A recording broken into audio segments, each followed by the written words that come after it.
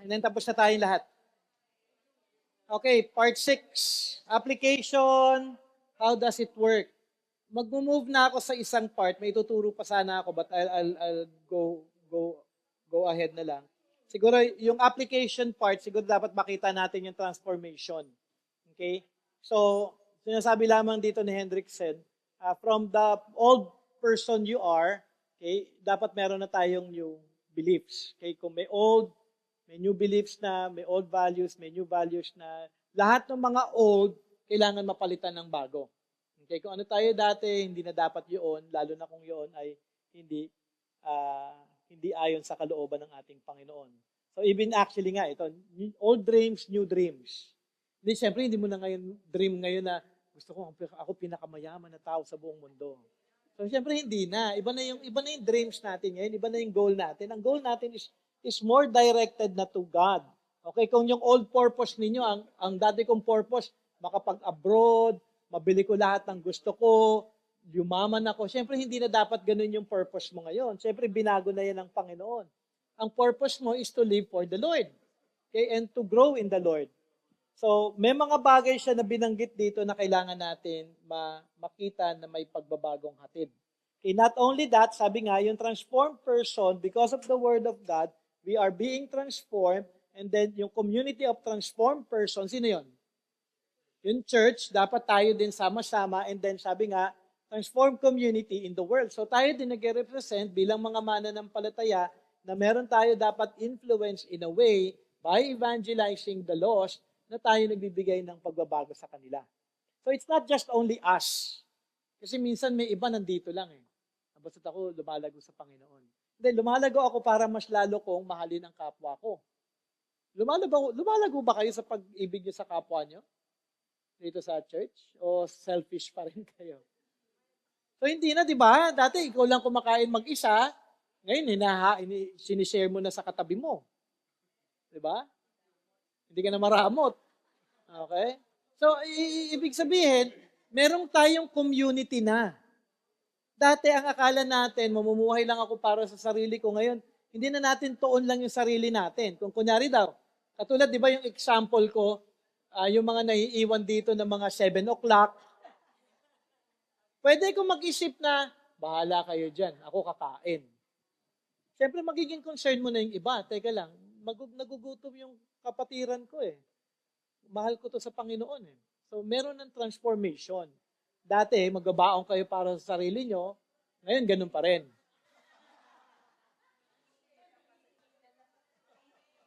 Dati wala tayong pakialam sa ibang tao dahil tayo na kay Kristo na nais natin yung kamag-anak natin, kaibigan natin, kaya yung mga tao na wala pa kay Kristo Jesus, inaabot na rin natin sila para sa ating Panginoon. Okay, last. Ito mabilisan lang. 9 questions to ask for application. So, dahil inaral natin yung Romans chapter 12 verse 1 and 2, number 1, mahalaga na makita natin, to come up with an application, is there an example for me to follow? May binigay ba doon na example? Kunyari daw, sa Luke chapter 9 na inaral natin kanina, ano yung example doon na pwede nating sundin? Kung naalala nyo pa yung preaching ko kanina. Wala, no? Wala. Siyempre may example tayo pwedeng sundin doon. Yung compassion ni Christ. Nagpakita siya ng compassion. Then, there's an example. So, we are to be compassionate to others. E doon sa Romans 12, 1 and 2. Meron bang example doon? Pwedeng wala, pero pwedeng meron eh.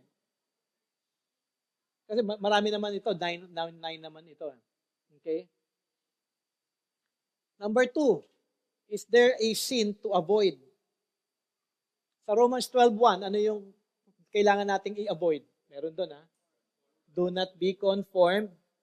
Okay? Hindi dapat tayo makonform sa mundo. So, there is a sin to avoid. So, pag nag-iisip tayo, ito yung mga questions na dapat nating tignan para for application.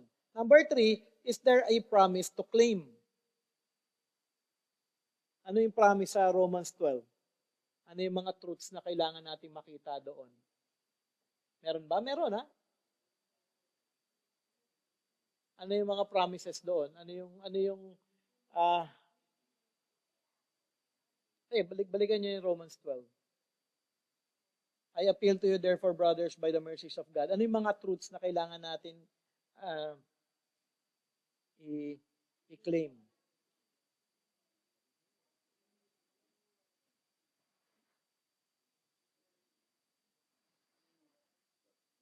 Because I have received the mercies of God, I can then be transformed. Tama ba? Because I received the mercies of God, I can now be transformed. I can also grow, not being conformed in the world. Dahil tayo ay isa na kay Kristo. Okay? Number 4, is there a prayer to repeat? Siyempre, wala namang prayer dito. Wala din prayer kanina sa inaral natin. Pero there are things na pwede nating ipag-pray. Ano yung pwede nating ipag-pray sa Romans 12:1?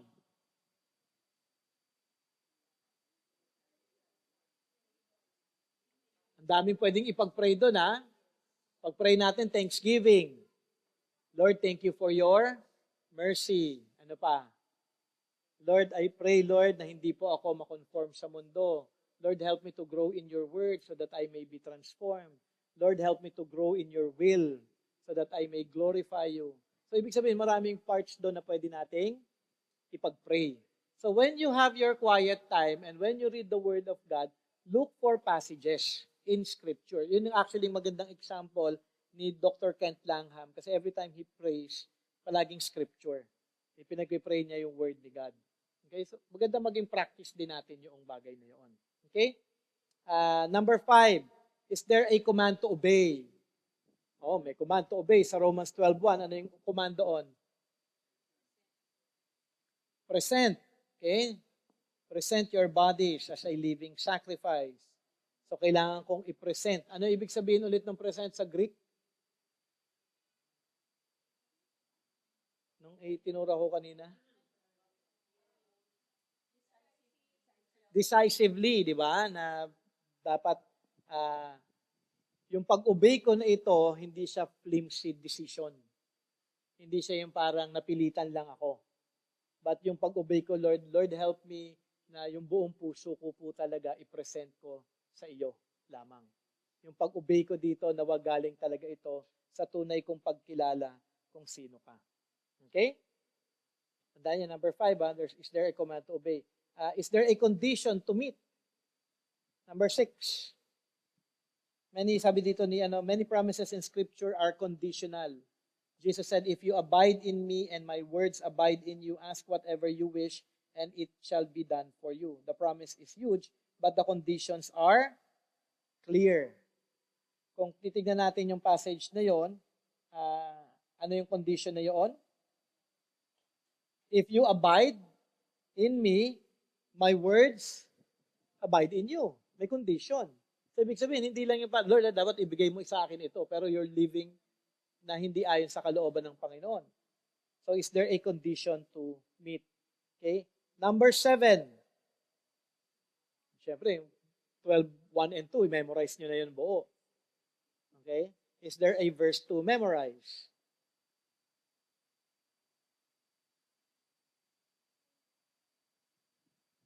Then number 8, tapos na tayo. Is there an error to mark?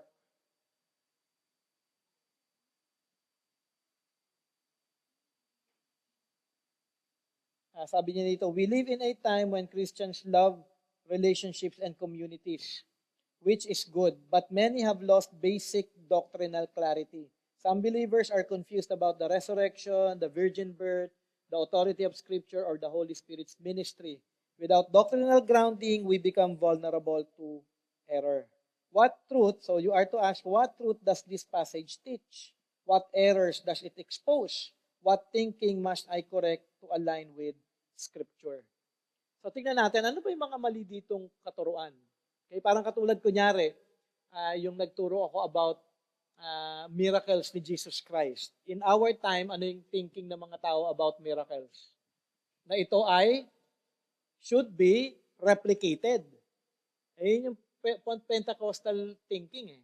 Ay hindi, kung ano yung ginagawa in the New Testament, It should be replicated now. Dapat ito ginagawa din ngayon. Kaya hanggang ngayon, meron silang mga apostles, meron silang mga miracles, meron silang mga mga bagay na healing healing ministry. Okay? So kung mga speaking in tongues, okay, may mga errors doon, okay, na hindi na dapat dating gawin because in scripture everything is already complete in the Bible. So, lalo-lalo na kunyari, yung speaking in tongues, kumalat na naman ng gospel all over. Pero marami pa rin hindi, Pero, actually, ang Bible ngayon, siya na yung pinaka-most translated. Kasi halos lahat ng bansa may translation na. Meron pa rin naiiwan na hindi, mga dialects, pero majority ng mga major languages in the world, meron na. So, ibig sabihin, hindi mo na talaga kailangan ng speaking in tongues. Kung hindi mo ako if you don't understand me, read this. Diba? So, papabasa mo sa kanya English Bible kasi Tagalog Bible gamit mo. So, pwede tayong, is there an error to mark? So, itatama natin yung mga maling pananaw nila at ililinya natin ito sa salita ng Panginoon. And then lastly, is there a challenge to face? Often when you read Scripture, the Holy Spirit convicts you. He nudges you to act, to reconcile a relationship, confess a sin, break a habit, start a discipline, or step out in faith. Okay, the Spirit uses Scripture to challenge us toward change. Ano yung mga bagay na dapat mo ngayong kaharapin? Okay, Brother Jay, dati ganito ako. So hindi ko alam talaga yung will ni God. Then I have to. Ano yung challenge mo? Kung hindi mo alam palagi yung will ni God, ano yung challenge mo sa sarili mo? Read the Bible. Then you are to read. Brother Jay, I'll be reading. Lord, I'll be reading your word from now on. Help me, Lord God, to be regular in my quiet time, in knowing you, Lord God, dahil ito'y nais ninyo para masunod ko po ang inyong kalooban. Kasi minsan, sinasabi, hindi ko alam yan. Dahil katamaran na lang natin. Okay? Siyempre, hindi natin talaga alam ang lahat. Then we are to study more para mas lumalim yung ating pag-unawa kung ano yung kalooban ng Panginoon sa ating lahat. Okay? So in ending, there are 9 questions to help us turn Bible reading into life transformation. So they will guide us to respond to God's word with obedience, humility, and action. So whenever you study the word of God, ano yung unang gagawin? Okay, pray. Pero okay, sige, pray. Yung process ng methodology natin. Ano yung una? Observe. Okay, observation. And then yung susunod, interpretation. Yung dalawang ginawa nyo na kanina. And then lastly, doon tayo ngayon magko-conclude ng application. Okay, doon sa interpretation, ano yung 5 na nandoon? Content, context, comparison, culture, consultation. So, alam niyo na kung paano mag-interpret. Yung 5 na yon, importante yon. Okay. Ano ba yung content ng buong Luke? Ano ba yung buong content ng Romans? So, alamin mo kung ano yung outline noon. So, hindi naman masama gumamit ng consultation. Gamitin niyo palagi yung consultation para palagi kayong tama. Okay? Huwag kayong magdudunong-dunungan. Okay? Pero pwede din naman, actually, in reality, if you study it, next week, tuturo ko sa inyo, yung ginawa ko sa inyo, yung tinatawag doon is, diagramming. Okay. Pag nakuha nyo yung diagramming, even without the Greek, at least mas makukuha ninyo siya. So, I'll teach you next Sunday about diagramming. And then, yung last is, may assignment akong ipapagawa sa inyo. Okay, may papagawa ko sa inyong assignment. Gagawin nyo yung observation, yung interpretation, tsaka application. Kaya?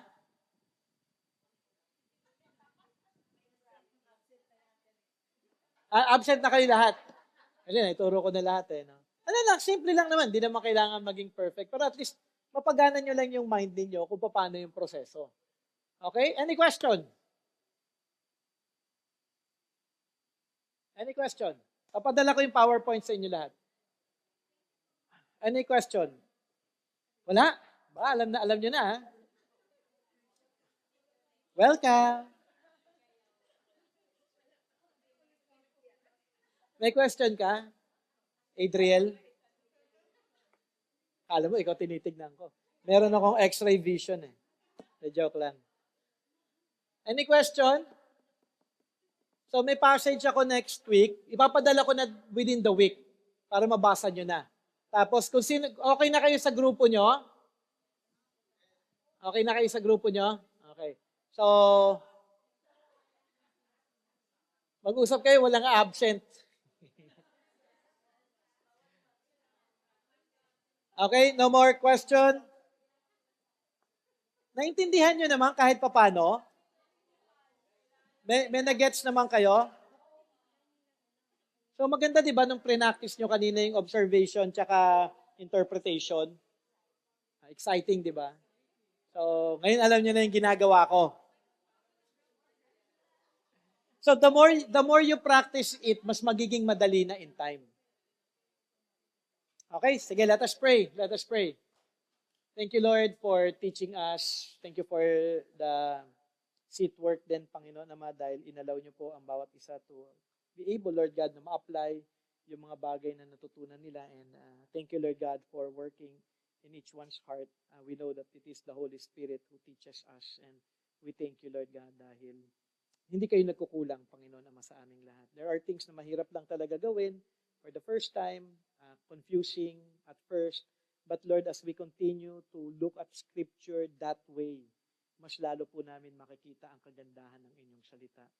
Kaya I pray, Lord God, for the whole church to grow in this aspect, Panginoon Ama, para hindi lamang ako yung nag-aaral in a way na methodology, Panginoon Ama, but I'm sharing this for the whole church. So, in their quiet time, in their time with you, Panginoon Ama, may apply din po nila ito at makita din nila ang kagandahan ng pagkilos ng banal na Espiritu sa kanilang puso at isip kung paano po nila naunawaan ang inyong salita by your grace.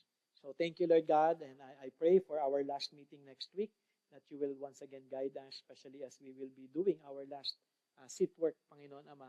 Kayo po ang manguna, and as I give, Lord God, kung ano yung mga passages na ito, kayo po ang kumilos, Panginoon. So, guide us, O God. Thank you, Lord God, once again. Bless the outreach later on. Bless us also, Lord God, sa mga fellowship pa na meron dito sa church. Even for the coming week, Panginoon Ama, we pray for your blessing. Help us all, Lord God, first of all, to grow in humility and to grow, Lord God, in our walk with you, to grow in Christ. Nawa, sama-sama po kami, iisa ang aming nasa isip. At ito ang lumago kay Kristo para kami ay mamuhay na nagbibigay kaluwalhatian sa inyong pangalan at tunay na nagbibigay kapurihan sa inyong harapan. Thank you, O God. Bless us in Jesus' name. Amen and amen. Thank you very much. Picture.